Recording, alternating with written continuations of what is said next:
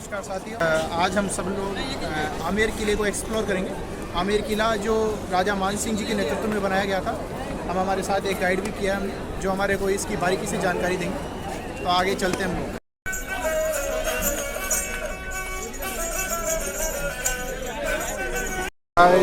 हम लोगों ने टिकट ले लिया है एंट्री करने के लिए। आमेर पैलेस जो अपन विज़िट कर रहे हैं ये अप्रॉक्स 450 ईयर्स ओल्ड है। पैलेस को पूरा बिल्ड होने में अप्रॉक्स 137 ईयर्स का समय लगा। राजाओं की 3 जनरेशन ने इसको पीढ़ी दर पीढ़ी जैसे जैसे आते हैं वैसे वैसे इसको बिल्ड किया। फर्स्ट मान सिंह, मिर्जा राजा जय सिंह एंड सवाई जय सिंह। मान सिंह अकबर की सेना में चीफ कमांडर और नवरत्नों में।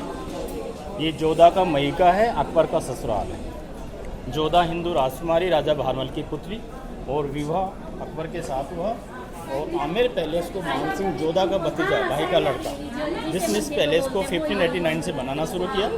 और सवाई जय सिंह ने न्यू जयपुर बिल्ड होने से पहले 1727 से पहले पैलेस को 4 कोर्टयार्ड में डिवाइड किया गया है। ये काली माँ, कुल आराध्य देवी, हाँ, कुल देवी अम्बा माता वहाँ पे है जमारामगढ़ में। वो जो जमाई माता है, क्योंकि वैसे बुडवई माँ जानते उसको। हाँ। बुडवई क्यों? क्योंकि वो मीणाओं की थी। अच्छा।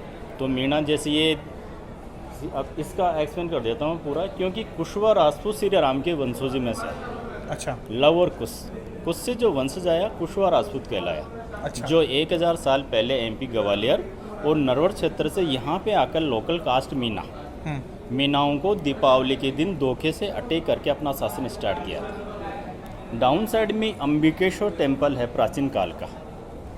बाई कार लोग आते हैं तो टेम्पल है, ओल्ड टाउन है वहाँ पे। उसके नाम से अंबर नाम है कोई। इसका जो रियल नेम है AMBER, अंबर है। अंबर, हाँ। बी को साइलेंट करके आजकल आमेर यूज़ कर रहे हैं, जो एक गूगल वर्ड्स की तरह यूज़ हो रहा है। बाकी रियल नेम जो है अंबर है। ये काली माँ, शीला माता इसलिए बोलते हैं क्योंकि इसको स्टोन के रूप में, मूर्ति के रूप में लाए थे पूर्वी बंगाल के जसोर से मान सिंह। फर्स्ट बार जब युद्ध करने गए थे तो वहाँ के राजा केदार ने इनको पराजित कर दिया था मान सिंह को, क्योंकि माँ काली का आशीर्वाद उनके साथ था। और माँ काली ने उनको वचन दे रखा था कि जब तक राजा उनको नहीं कहेंगे कि आप यहाँ से जाओ, तब तक मैं उनका साथ नहीं छोड़ सकती। तो माँ काली को यहाँ पे आके मान सिंह ने मनाया, पूजा अर्चना की। तो माँ ने आशीर्वाद इनको भी दिया कि ठीक है, दोबारा युद्ध करने जाओ, मैं कोशिश करती हूँ आपके सपोर्ट करती हूँ। तो उन्होंने युद्ध करने गए।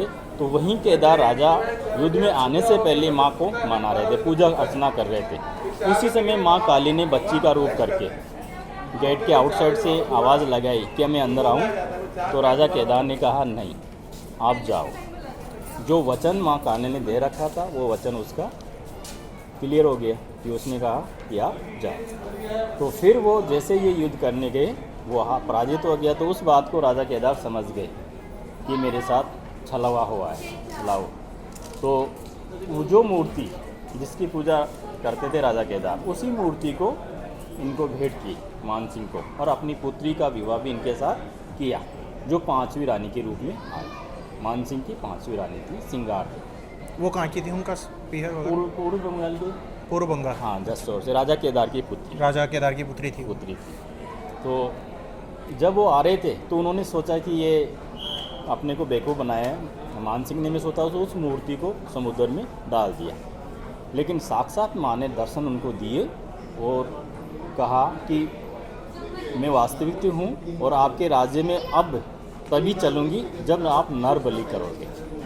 तो उन्होंने समुद्र में फेंक दिया। ये समझ में आया नहीं, क्योंकि बंगाल से अगर अपन राजस्थान आएंगे तो रास्ता एकदम अपना सड़क वाला है, वहाँ पर बीच में कहीं समुद्र का तो काम है नहीं। इन्होंने जो मूर्ति जो थी वो अपने जो और सैनिक थे उनके कहने के बाद में उसको समुद्र में डलवा दिया था। अच्छा। लेके नहीं आए, क्योंकि ये अपनी काली माँ को मानते थे।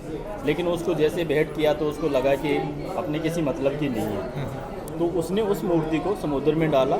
लेकिन जैसे साक्षात इनको दर्शन दिया तो माँ, क्योंकि मान सिंह को ये साक्षात दर्शन देती थी, बात करती थी, तो कहते हैं कि उस ज़माने में जब लेके आए तो मनुष्य का बलि दिया गया था।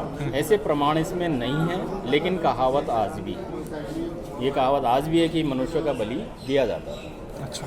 और बाद में पशु बलि भैंसों का होता था। वर्तमान में डेली एक बकरे का बलि और वाइन्स की बोतल आज भी माँ काली को चढ़ाई जाती है, डेली एवरीडे 365 दिन इसी मंदिर में? इसी में। पहले तो बलि स्थल जो नीचे डाउन साइड में ये जो पेड़ है, बलि स्थल जो बैरिकेड लगे हुए हैं, पहले बलि पब्लिक के सामने किया जाता था, लेकिन गवर्नमेंट ने पशु बलि पे बैन किया 1975 से। तो यहाँ पे बलि नहीं करके बैक साइड में जगह बना रखी। अर्ली मॉर्निंग इनके बंदे फिक्स है।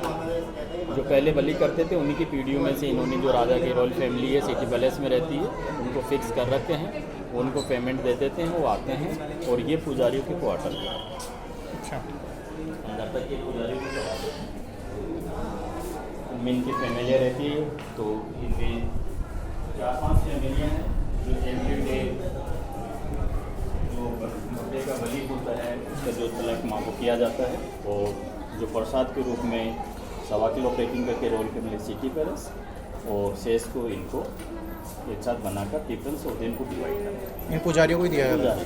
तो ये आप थोड़ा बताएंगे, पुजारी जो मतलब इसकी बलि करते थे, ये कौन सी जाति विशेष से थे? ये तो पुजारी जो काली के पुजारी हैं, पूर्वी जैसे पूर्वी बंगाल के जैसों से बंगाली हैं, और कुछ बिहार से हैं, क्योंकि अंडर में गायत्री देवी भी के रहा अभी।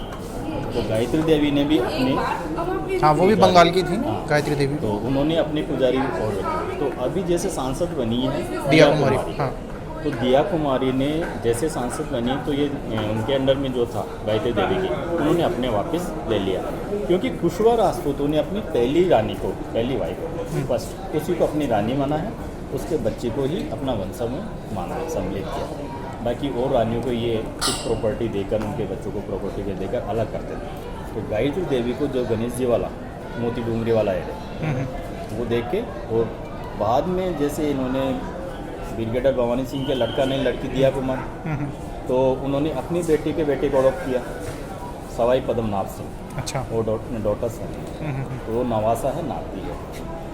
तो उस समय गायत्री देवी ने ऑब्जेक्शन किया था कि मेरा बेटा मानसिंह सेकंड जो पोलो खेलते उसका रियल बेटा है, राजा तो वो बनना चाहिए, खून तो वो है, लेकिन वो थर्ड थी, वो थर्ड वाले को राइट नहीं थे कि राजा के रूप में उसको ये प्रॉपर्टी दी जाए।